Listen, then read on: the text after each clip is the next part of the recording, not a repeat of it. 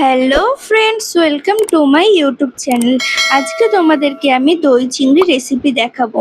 ফার্স্টেই আমি চিংড়ি মাছগুলো ভালো করে ধুয়ে মুছে তারপর আমি দিয়ে দেব ওর মধ্যে নুন আর হলুদ আর একটু সামান্য সর্ষের তেল। এবার ওটাকে আমি ম্যারিনেট করে রেখে দেব। আর এক পাশে আমি কড়াই বসিয়ে কড়াইটা গরম হতে রেখে দেব। তারপর তেল দিয়ে দেব, তারপর ছেড়ে দেব চিংড়ি মাছগুলো।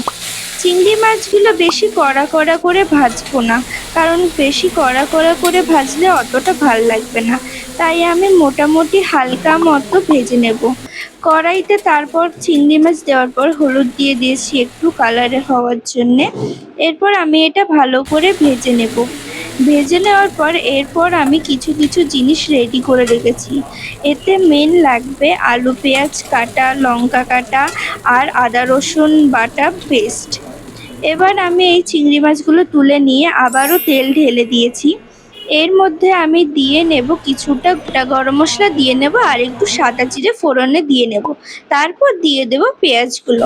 পেঁয়াজগুলো মোটামুটি হালকা ফ্রাই হয়ে যাওয়ার পর এর মধ্যে দিয়ে দেব আলু কুচি কুচি করে রাখা কাটা আর দিয়ে দেব একটু লঙ্কা কুচি। এরপর এটাকে ভালো মতো করে ভেজে নেব যতক্ষণ না আলুটা মোটামুটি হাফ ফ্রাই হয়ে যায়। হাফ যখন এটা ভালোভাবে ফ্রাই হয়ে যাবে তখন এর মধ্যে দিয়ে নেব কিছুটা নুন, কিছুটা হলুদ আর কিছুটা জিরে গুঁড়ো। তার মধ্যে আমি দিয়ে নেব এবার আদা রসুন লঙ্কা টমেটো বাটা এই পেস্টটা দিয়ে দেওয়ার পর এই মশলাটাকে ভালো মতো করে কষিয়ে নেব। কষাতে কষাতে দেখবো যখন প্রায় অনেকটাই হয়ে এসেছে তখন আর একটু কালারের জন্য হলুদ আর একটু জিরে গুঁড়ো দিয়ে নেব আর একটু আবার গোটা গরম মশলা দিয়ে নেব। গোটা গরম মশলা দিলে তরকারিতে খুব সুন্দর গন্ধ আসে আর স্বাদটাও অনেকটা বেড়ে যায়। এরপর আমি এটা ভালো করে নাড়িয়ে চাড়িয়ে এরপর আমি টক দই আর একটু ফ্রেশ ক্রিম আমি মিশিয়ে দিয়ে দেব। এটা দিয়ে দেওয়ার পর আমি এটা ভালো করে নাড়াচাড়া করে নেব।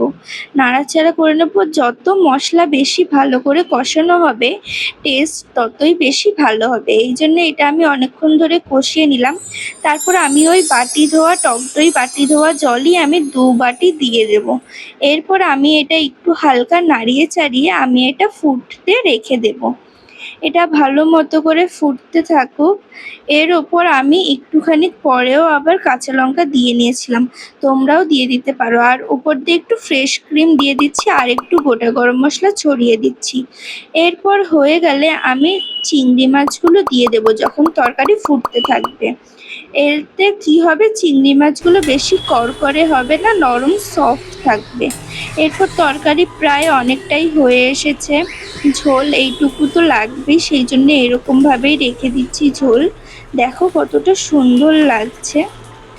এটা বাড়িতে তোমরা ট্রাই করে দেখবে, বানিয়ে দেখবে, খুবই টেস্টি লাগে। দেখা হচ্ছে তোমাদের সাথে পরের একটা ভিডিওতে। টাটা।